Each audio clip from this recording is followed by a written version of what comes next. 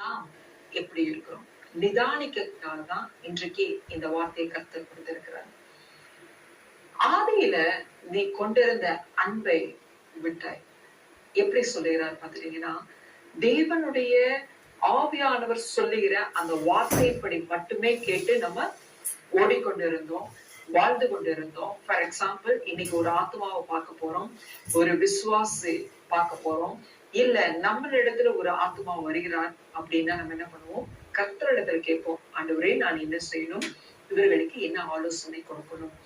அதன்படியே மாத்திரமே நம்ம செய்து வருவோம்.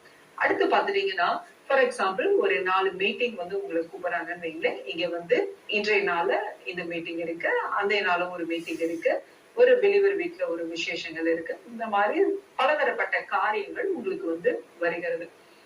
ஆதியில நம்ம என்ன பண்ணுவோம்? ஒவ்வொரு காரியத்தையும் கர்த்தர் சமூகத்துல வைப்போம். கர்த்தாவே